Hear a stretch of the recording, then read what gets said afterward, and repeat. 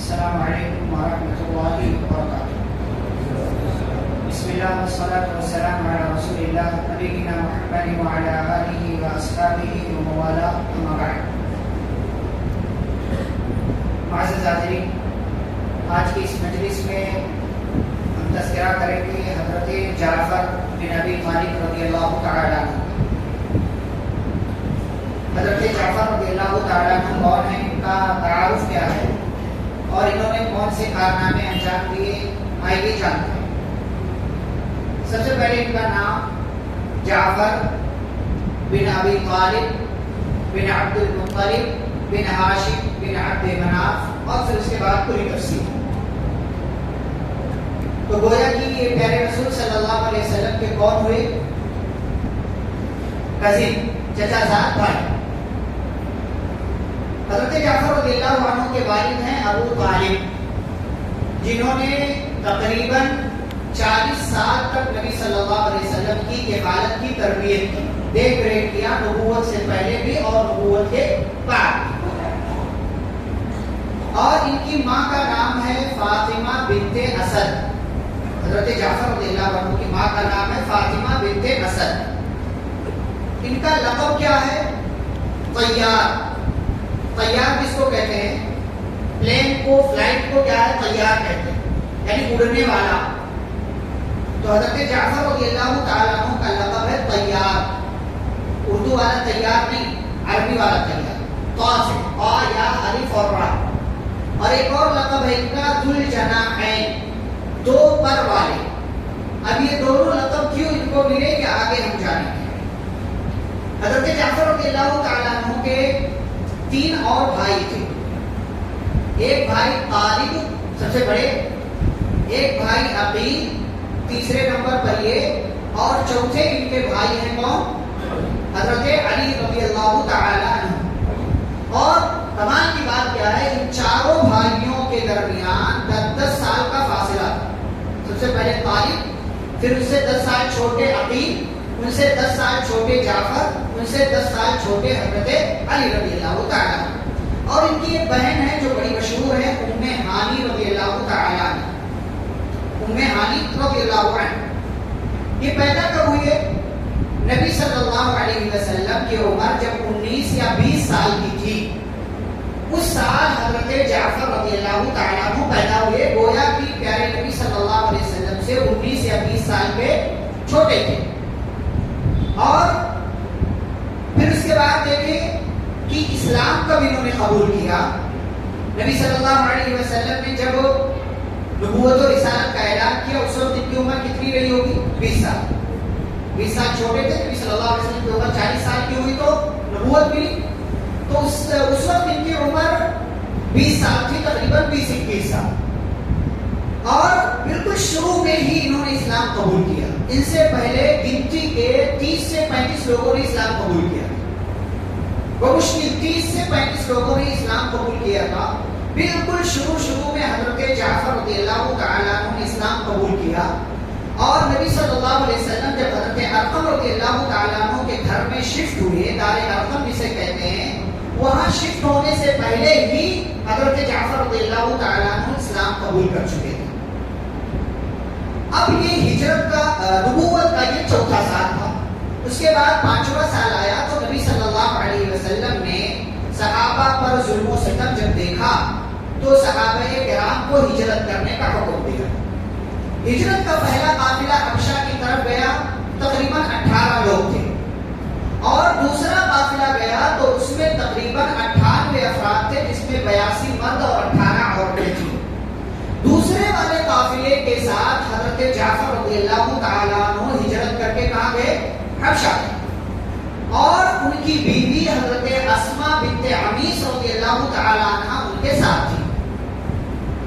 اب ہجرت کر کے یہ حبشہ پہنچ گئے، اور جیسا کہ کل کی تفصیل میں نے آپ کے سامنے ذکر کیا تھا کہ عمرو بن عاص رضی اللہ تعالیٰ عنہ اور ان کے ساتھ ایک اور نام عبداللہ بن ابی ربیعہ، ان دونوں کو کفار مکہ نے اپنا قاصد بنا کر کے حبشہ بھیجا کہ جاؤ، جو لوگ وہاں گئے ہیں ان کو واپس لے کر کے آؤ۔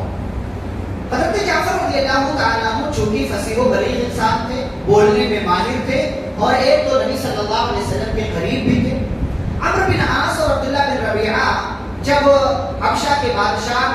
کے پاس پہنچے اور وہاں ان کے سامنے پوری بات رکھی تو حبشہ کے بادشاہ نجاشی نے مسلمانوں کو بلایا. مسلمان گھبرائے کہ اب ہمارے ساتھ کیا سلوک ہونے والا ہے، لیکن بہرحال فیصلہ یہ کیا کہ ہمیں سچ بولنا. اور ان لوگوں نے اپنا امیر بنا لیا حضرت جعفر رضی اللہ تعالیٰ عنہ کو کہ ہماری طرف سے ترجمانی کریں گے، بادشاہ جو کچھ پوچھے گا اس کا جواب حضرت جعفر رضی اللہ تعالیٰ عنہ دیں. اب بادشاہ کے دربار میں پہنچے. بادشاہ نے سوال کیا، بھائی تمہارا معاملہ کیا ہے؟ تم اپنے علاقے کے لوگوں سے، اپنے ایریے سے، اپنے بھائیوں سے، اپنے خاندان والوں سے بھاگ کر کے ہمارے پاس آئے ہو، کیا مسئلہ ہے؟ تمہیں یہ دو لوگ لے کر کے جانے کے لیے آئے ہیں، ہم سے ایسی اور ایسی بات کر رہے ہیں، بتاؤ تمہارا کیا مسئلہ ہے، تمہاری قوم سے کیا جھگڑا ہے؟ حضرت جعفر رضی اللہ تعالیٰ نے چھوٹی سی تقریر کی، ایک چھوٹی سی اسپیچ دی. اس اسپیچ کے اندر جو سچائی تھی وہ سچائی من معن ایز اٹ از بادشاہ کے سامنے پیش کر دی. کہا ہے بادشاہ، ہم جاہل تھے، ہم مردار کھاتے تھے، ہم بتوں کی پوجا کرتے تھے، ہم رشوت کھاتے تھے، ہم سود کھاتے تھے، ہم لڑکیوں کو زندہ دفن کر دیا کرتے تھے، ہم شراب پیتے تھے، ہم جوا کھیلتے تھے، ہمارے اندر طرح طرح کی برائیاں تھیں. ایک اللہ کو چھوڑ کر ہم غیر اللہ کی عبادت کرتے تھے کہ اچانک ہمیں میں سے ہمارا ہی ایک بندہ، ہمارا ہی اپنا ایک بھائی، ہمارے خاندان کا ایک بندہ جس کو ہم جانتے تھے وہ اٹھ کھڑا ہوا. اس نے ہمیں ایک اللہ کی طرف بلایا، ایک معبود کی طرف بلایا. کہا لوگو ایک اللہ کی عبادت کرو، بتوں کی پتھروں کی عبادت کو چھوڑ دو، رشوت نہ لو، سود نہ کھاؤ، آپس میں دوسرے کا قتل نہ کرو، انسانیت کو فروغ دو، لڑکیوں کو زندہ دفن نہ کرو، اور اس قسم کی اور کئی اچھائیوں کی طرف ہمیں بلایا، برائیوں سے دور رہنے کی تلقین کی. اس بندے پر اس کے رب کی جانب سے ایک کلام نازل ہوا. اس کلام کے ذریعے وہ ہمیں ہدایت کا اور سیدھا راستہ کو دکھانے کا کام کرتے ہیں. بس یہی ہمارا جرم ہے. ہمارے اسی جرم پر ہماری قوم ہماری دشمن بن گئی، ہمیں ستانے لگی، مارنے لگی، پریشان کرنے لگی، ظلم و ستم کرنے لگی. نتیجہ یہ ہوا کہ ہم اپنا علاقہ چھوڑ کر کے آپ کے علاقے میں پناہ کے لیے آ گئے اور ہم آپ کے علاقے کی طرف ہجرت کر کے چلے آئے. یہ اسپیچ دی حضرت جعفر بن ابی طالب رضی اللہ تعالیٰ عنہ نے. بادشاہ کے اوپر اس کا اثر ہوا اور اس نے کہا کہ جو کلام تمہارے نبی پر نازل ہوا ہے کیا اس میں سے تم کچھ ہمیں سنا سکتے ہو؟ کہا بالکل. حضرت جعفر رضی اللہ تعالیٰ عنہ نے حالات کو دیکھا. اسی کو کہتے ہیں حکمت کے ساتھ فیصلہ کرنا. حضرت جعفر رضی اللہ عنہ کو معلوم تھا یہ بادشاہ عیسائی ہے، لہٰذا اس کو اگر قرآن کی اور دیگر آیتیں سنانے کے بجائے اس کو اگر اس کے نبی سے متعلق قرآن سے کچھ سنایا جائے تو اس کا گہرا اثر ہو سکتا ہے. سورہ مریم کی تلاوت کرنے لگے کہ کس طریقے سے حضرت مریم علیہ السلام حمل سے ہوئی، کیسے انہوں نے یہ سارا معاملہ برداشت کیا، کیسے عیسیٰ علیہ السلام پیدا ہوئے اور کیسے انہوں نے گود میں بات کیا لوگوں سے، اپنی نبوت کا اعلان کیا. یہ پوری آیتیں پڑھ کر کے سنایا اور ادھر تلاوت کرتے جا رہے تھے. ادھر پورا دربار بادشاہ سمیت تمام لوگوں کی آنکھوں سے آنسو بہنے لگے. تمام لوگ اس قدر روئے کہ ان کے رونے کی آواز آپس میں ایک دوسرے کو لوگوں کو سنائی دے رہی تھی. اور جب تلاوت کلام پاک سے فارغ ہوئے حضرت جعفر رضی اللہ تعالیٰ عنہ نے بادشاہ نے عمرو بن عاص اور عبداللہ بن ابی ربیعہ کو مخاطب کر کے کہا یہاں سے چلے جاؤ، ان لوگوں کو ہم تمہارے حوالے نہیں کر سکتے. واللہ یہ وہی کلام ہے، یہ اسی طرح کی باتیں ہیں جو ہمارے نبی حضرت عیسیٰ علیہ السلام پر ان کے رب کی جانب سے نازل ہوئی تھی. اور عیسیٰ علیہ السلام کے تعلق سے جو کچھ اس کلام کے اندر ہے وہی حقیقت ہے، وہی سچائی ہے اور وہی درست بات ہے. اس طریقے سے مسلمانوں کو حضرت جعفر رضی اللہ تعالیٰ عنہ کی تقریر سے اطمینان نصیب ہوا. بادشاہ نے پناہ دینے کا اعلان کیا. لیکن جب یہ دربار ختم ہو گیا، دوسرے دن کے آنے سے پہلے ہی شام کو عمرو بن عاص رضی اللہ عنہ نے پلان بنایا، جیسا کہ تفصیل ہم کل بیان کر چکے ہیں. کہا کہ کل ایک ایسی بات بادشاہ کے سامنے رکھوں گا کہ جس سے بادشاہ ان مسلمانوں کو ہمارے حوالے کر دے گا. دوسرا دن ہوا، بادشاہ کے سامنے بات رکھی. بادشاہ نے واپس مسلمانوں کو بلایا اور کہا تم ہمارے نبی عیسیٰ کے بارے میں کیا کہتے ہو؟ تو حضرت عیسیٰ علیہ السلام کے بارے میں جعفر رضی اللہ تعالیٰ عنہ نے جو کچھ مسلمانوں کا عقیدہ تھا وہ بیان کر دیا اور کہا عیسیٰ علیہ السلام اللہ کا کلمہ ہے، وہ روح اللہ ہے. اللہ تعالیٰ نے بن بات کے پیدا کیا اور ان کو اللہ نے زندہ آسمان پر اٹھا لیا جب ان کی قوم کے لوگوں نے انہیں قتل کرنا چاہا. حضرت عیسیٰ علیہ السلام کے بارے میں سننے کے بعد بادشاہ نے کہا عیسیٰ علیہ السلام تمہاری اس بات سے اس دن کے برابر بھی آگے بڑھ کر کے نہیں تھے. اور پھر وہی اعلان کیا کہ جاؤ تم ہماری بادشاہت میں حکومت میں جہاں چاہو رہو سکون کے ساتھ اطمینان کے ساتھ. اب ہم نے تم کو بنا دیا ہے تمہارا کوئی کچھ نہیں بگاڑ سکتا. اور عمرو بن عاص کو عبداللہ بن ربیعہ کو واپس مکہ بھیج دیا اور یہ لوگ مکہ پہنچے. اس وقت مکہ والوں کو یہ احساس ہوا کہ مسلمانوں کے ساتھ جو کچھ ہم کر سکتے ہیں وہ مکہ ہی میں کر سکتے ہیں, مکہ کے باہر ہم مسلمانوں کا کچھ نہیں بگاڑ سکتے. اس طریقے سے حضرت جعفر رضی اللہ تعالی عنہ نے مسلمانوں کی جانب سے تقریر کی اور بادشاہ کے سامنے حق ہونے کا اعلان کیا, اسلام کی تبلیغ پیش کی اور اسلام کی دعوت کو ان کے سامنے رکھا. ادھر پیارے نبی صلی اللہ علیہ وسلم اور بقیہ مسلمان 7 سال مزید گزر جانے کے بعد 8 سال نبوت کے 93 سال بلکہ 14واں سال شروع ہو چکا تھا. ہجرت کر کے مدینہ پہنچے اور آپ جانتے ہیں ہجرت کر کے مدینہ جب پہنچے پیارے نبی صلی اللہ علیہ وسلم تو مہاجرین اور انصار کے درمیان بھائی چارہ کرایا. بھائی چارہ کرایا تو جانتے ہیں جعفر رضی اللہ تعالیٰ عنہ کو بھی بھائی بنایا. کس کا؟ معاذ بن جبل رضی اللہ تعالیٰ عنہ. حالانکہ حضرت جعفر رضی اللہ تعالیٰ عنہ وہاں موجود نہیں تھے لیکن بھائی بنایا کہ جب بھی جعفر آئیں گے, کیونکہ جعفر نے ایک بہت بڑا کارنامہ انجام دیا تھا حبشہ کے اندر, مسلمانوں کو بچایا تھا کافروں کی سازشوں سے, کافروں کی چال سے. لہذا جو مطلب ہمت والا کام کرے یا مسلمانوں کو بچانے کا کام کرے گویا کہ اس نے بہت بڑا کام کیا ہے. اس اعتبار سے ان کو کریڈٹ ملنا چاہیے. اور جعفر رضی اللہ تعالیٰ عنہ کو بھائی بنایا گیا معاذ بن جبل رضی اللہ عنہ. یعنی نبی صلی اللہ علیہ وسلم ان کو بھولے نہیں, ان کی خدمات کو نہیں بھولے, ان کے کارنامے کو نہیں بھولے. یہ سلسلہ چلتا رہا. ہجرت کا پہلا سال, دوسرا سال, تیسرا سال, 7 سال گزر گئے.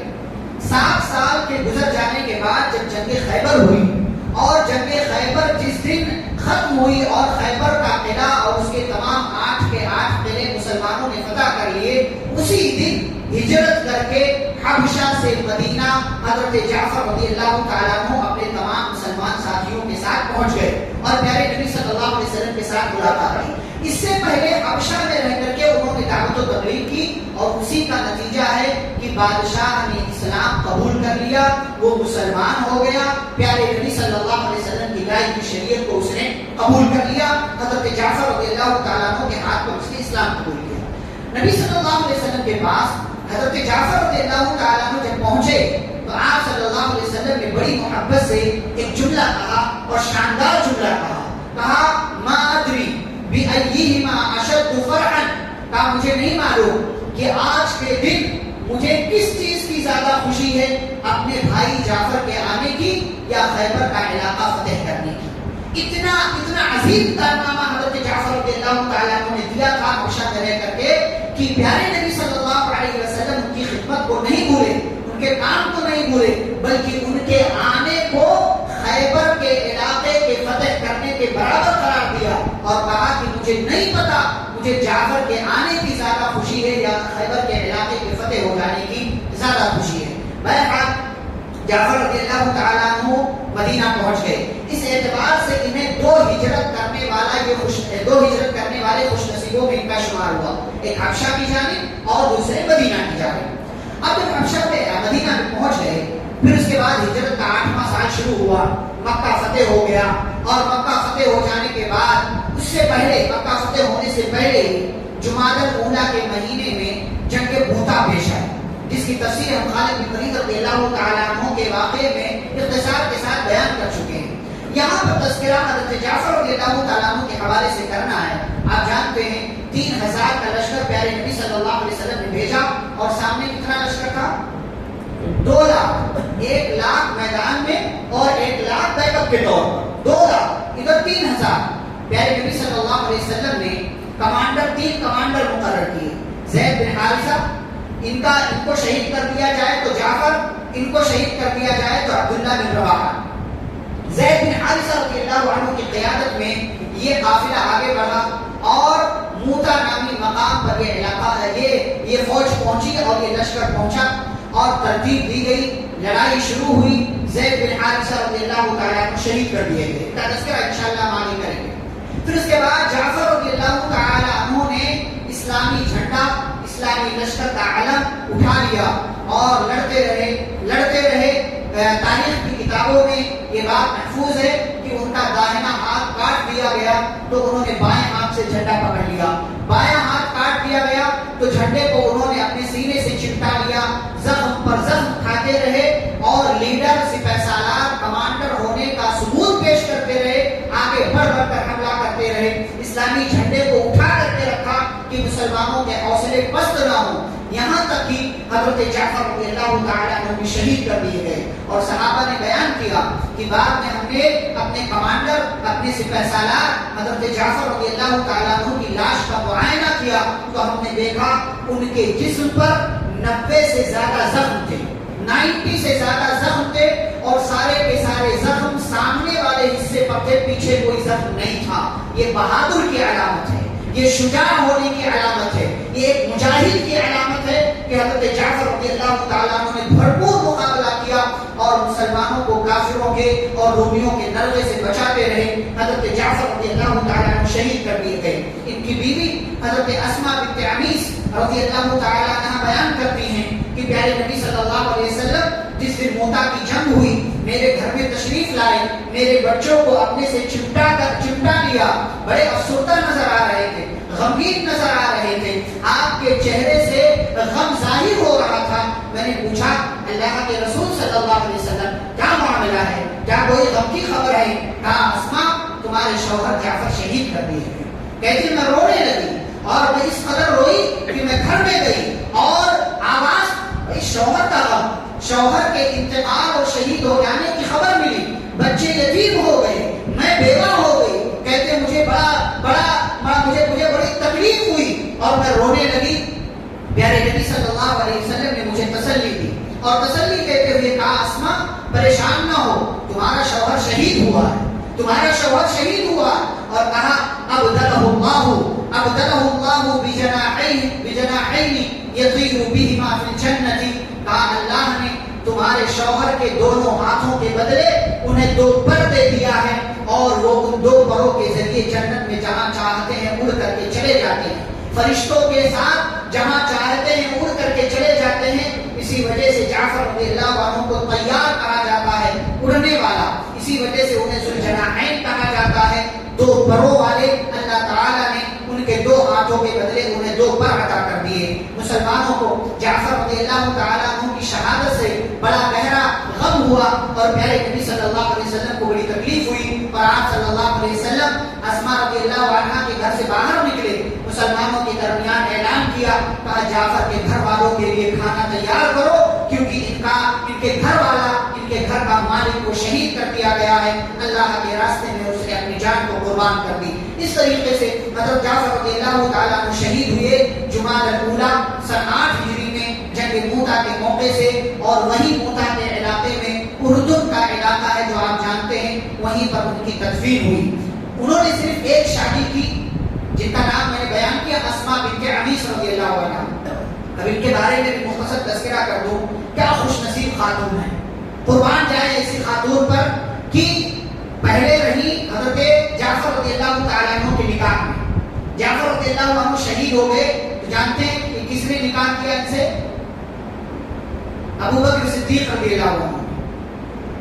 ابو بکر صدیق رضی اللہ عنہ سن 13 ہجری میں ان کی وفات ہو گئی تو جانتے ہیں کس نے شادی کی؟ حضرت علی رضی اللہ تعالیٰ عنہ۔ ایک شہید اور 2 خلیفہ کی بیوی ہیں، بلکہ 2 شہید اور 2 خلیفہ کی بیوی رہ چکی۔ حضرت جعفر بھی شہید ہوئے، حضرت علی بھی شہید ہوئے، حضرت ابوبکر خلیفہ، حضرت علی خلیفہ۔ اتنی عظیم خاتون ہے، 2 شہید اور 2 خلیفہ کی بیوی ہونے کا حضرت اسماء رضی اللہ تعالیٰ عنہا کو شرف۔ اور آپ سوچیں کہ کتنی پیاری خاتون تھی، کتنی نیک خاتون تھی کہ وہ سماج، وہ معاشرہ جہاں لوگ ایک سے زائد نکاح کرتے ہی کرتے تھے، وہاں حضرت جعفر رضی اللہ تعالیٰ عنہ نے صرف ایک نکاح کیا، صرف ایک نکاح کیا حضرت اسماء بنت عمیس رضی اللہ تعالیٰ عنہا سے، اور ان کی کئی ایک اولاد ہوئی، لیکن ان اولاد کتنی اولاد تھی فکس تعداد نہیں معلوم ہو سکی، اس لیے میں تذکرہ بھی نہیں کر رہا ہوں۔ حضرت جعفر رضی اللہ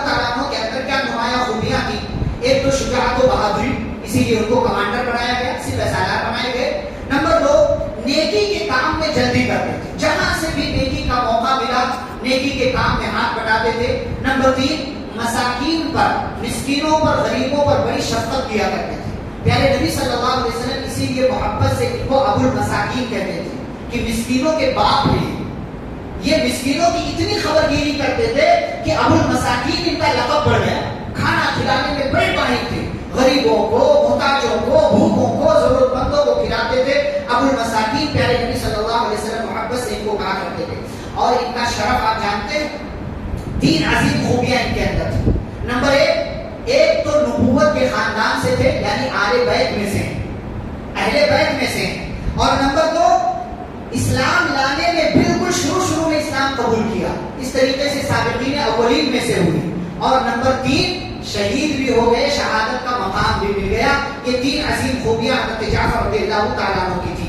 اس طریقے سے ان کے بارے میں یہ سرسری اور مختصر جائزہ یہاں پر ختم ہوتا ہے. پیغامات کیا ملتے ہیں, میسیجز, جیسا کہ میں تذکرہ کر رہا ہوں. سب سے پہلی بات کہ آپ کتنے ہی عظیم خاندان سے کیوں نہ ہوں, لیکن خاندان کا عظیم ہونا آپ کے لیے کافی نہیں ہے.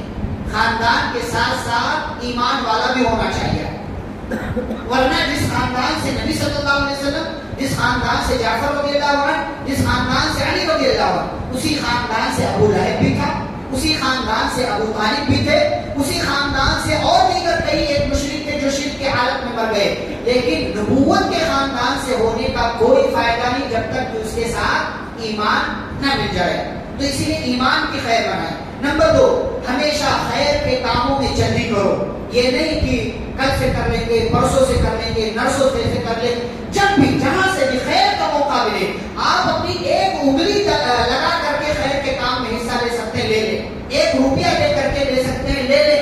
خیر کے کام میں جلدی کریں کیونکہ نیکیاں ہی کام آنے والی ہیں. اور نمبر 3, رسول کے حکم پر سر جھکا دو. رسول کا حکم آ گیا, سمعنا واطعنا, سن لیا, سن کر عمل کر لیا. جعفر رضی اللہ تعالیٰ عنہ, آپ تصور کریں, سن 5 نبوت میں حبشہ گئے اور جب تک نبی کی طرف سے میسج نہیں گیا کہ آپ مدینہ آ سکتے ہو, تب تک حبشہ ہی نہیں. سن 7 ہجری تک, یعنی تقریباً 8 اور 7 15 سال تک حبشہ کے اندر ہی مقیم رہے, وہیں پر کام کرتے. نبی کا حکم تھا, نبی کی طرف سے اجازت نہیں ملی, تب تک مدینہ ہجرت کر کے نہیں آئے. رسول کا حکم آ جائے, اپنے آپ کو جھکا دو. اور آخری بات, یتیموں کا, مسکینوں کا, بیواؤں کا, ضرورت مندوں کا جتنی استطاعت ہو خیال رکھو. اس لیے کہ ایک مسلمان کی ایک صفت بھی یہ ہے کہ وہ مسکینوں کا, غریبوں کا خیال رکھتا ہے. تو یہ تھے حضرت جعفر رضی اللہ تعالیٰ عنہ, جو نبی کے رشتہ دار, جو نبی کے چچا زاد بھائی, جن سے نبی کو محبت تھی. اور نبی صلی اللہ علیہ وسلم نے جن کو کمانڈر بنایا, جن کو سپہ سالار بنایا, اور جن کا شمار جنرل صحابہ میں ہوتا ہے رضی اللہ عنہ. اللہ رب العالمین سے دعا ہے اللہ ہم سبھی کو صحابہ کرام کا منہج اپنانے اور ان کے راستے پر چلنے کی توفیق عطا فرمائے. جب تک دنیا میں زندہ رکھے اسلام اور ایمان کو زندہ رکھے, خاتمہ و خاتمہ بالخیر ہو. وصلی اللہ تعالی علی نبینا محمد وعلی آلہ وصحبہ اجمعین. سبحانک اللہم وبحمدک, اشہد ان لا الہ الا انت, استغفرک واتوب الیک. السلام علیکم ورحمۃ اللہ